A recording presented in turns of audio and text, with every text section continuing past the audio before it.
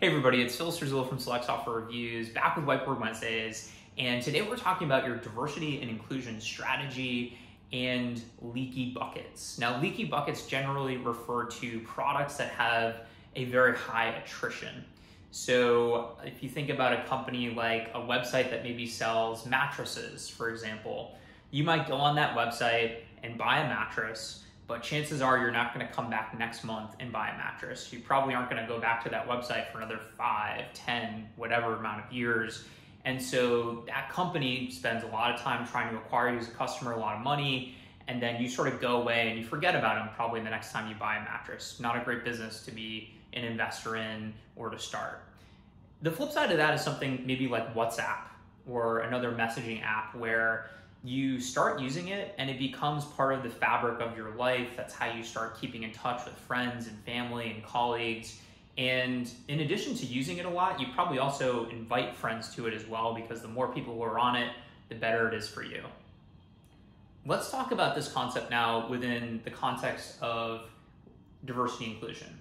So let's pretend that this bucket, this box, is your organization. The water in this bucket are the underrepresented people that you're typically targeting with your D&I strategies. So people of color, women, people of different sexual orientations, etc. And what I think is going on for the most part is that most organizations, when they think about their D&I strategy, they're trying to put more water in this bucket. They're focusing on talent acquisition. They're doing job descriptions that are unbiased. They're doing blind screenings of candidates. They're doing skills-based versus pedigree-based hiring. And that stuff's all amazing. You're getting more water into this bucket because you're doing a better job with your TA, your top of funnel, to get people from underrepresented groups into your organization.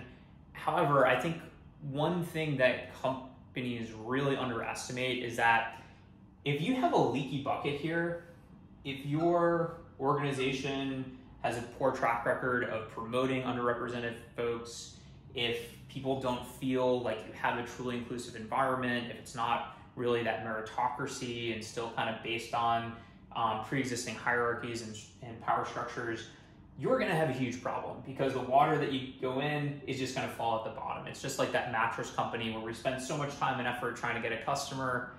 They come in, they buy the mattress, and then they leave and they never come back. And what we really want is that WhatsApp experience where people stay in the organization and they actually also start inviting their friends, because they're like, hey, this is actually a pretty sweet place to work for people of our group. And so I think this is a pretty interesting analogy when you think about employees in general, the employee life cycle.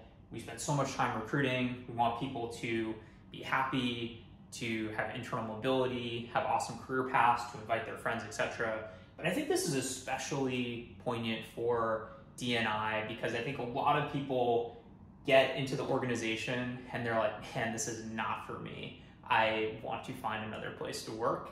And so the water goes out at a much faster rate. Phil Sterzullo from Select Software Reviews. Let me know what you think of this concept.